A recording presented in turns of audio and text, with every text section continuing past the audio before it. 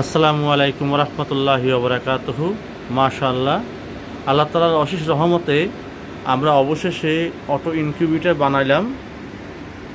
এই ইনকিউবেটরে আমরা আপাতত ডিম দিয়েছি। এখানে অস্ট্রোলাভ আছে, ফাওমি আছে, পাহাড়ি আছে।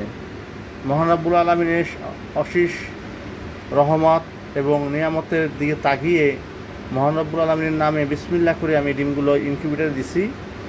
আপনারা সকলে দোয়া করবেন আল্লাহ তাআলা যেন আমাকে বরকত দেয় এবং আমার এই ডিমগুলো থেকে মহান রব্বুল আলামিন পরিপূর্ণ বাচ্চা যেন উৎপাদন করার তৌফিক দান করে, সেই ব্যবস্থা করে দেন।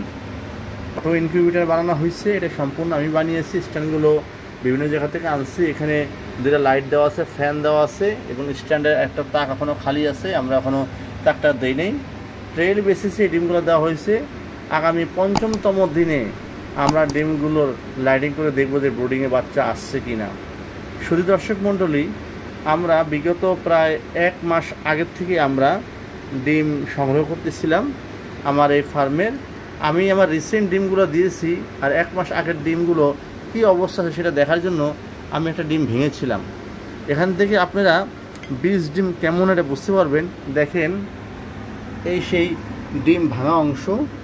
ডিমটা কুসুমের ভিতর দেখেন একটা হোয়াইট স্পট আছে এবং পাশে দেখেন এই যে সাদা সাদা একটা ইয়ে আছে, আপনারা সবাই দেখতে পাচ্ছেন।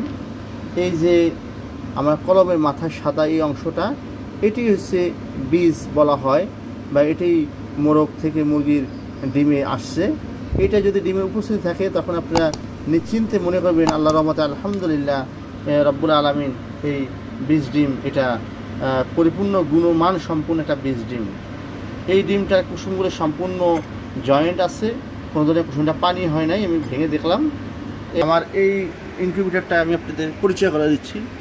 এই ইনকিউবেটরটা দেখেন, অনেক বড় একটা কার্টুন। এটা একটা এক্সস্ট ফ্যান, অতিরিক্ত হিট হলে এখান থেকে সে হাওয়া বের করে দেবে। এই ইনকিউবেটরের আমরা XM18 কন্ট্রোলার দিয়ে রেডি করছি। দেখেন, এই XM18 কন্ট্রোলার আমাদের তাপমাত্রা সেট করেছে 37.7 আর আর্দ্রতা সেট করেছে 54। সব কিছু মিলিয়ে এই সিদ্ধ দিয়ে ভিতরে ফ্যানের যে বাইরের থেকে যে বাতাস ঢুকবে, অক্সিজেন সরবরাহ হবে এবং তার বিপরীত সাইডেও একাধিক ইয়ে আছে, সেটা আমরা দেখব ইনশাল্লাহ।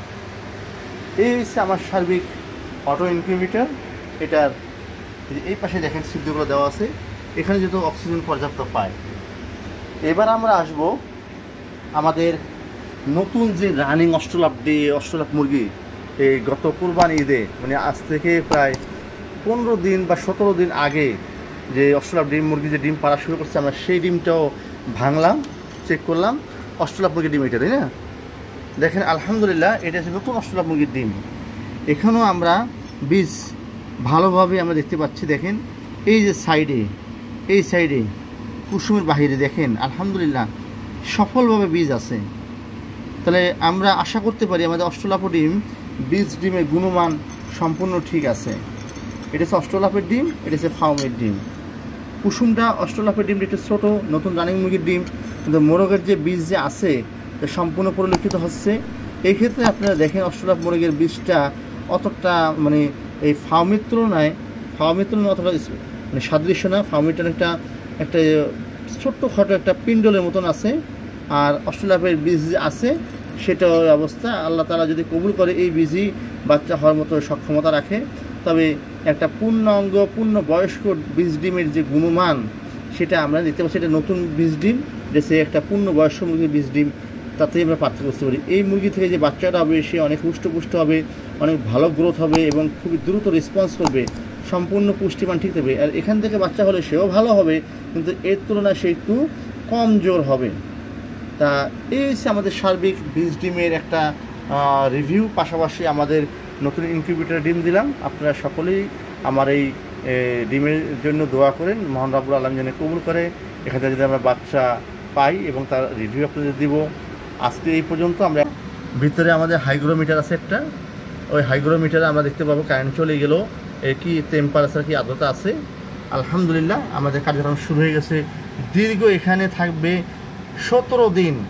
17 দিন এই ট্রেতে অটো মুভিংয়ের পরে আমরা স্থির জায়গায় এটা হচ্ছে শ্যাটার, তারপর আমরা হ্যাচারে নিয়ে যাব, আমরা আপনাদেরকে ধারাবাহিক ভিডিওগুলো দেখাবো।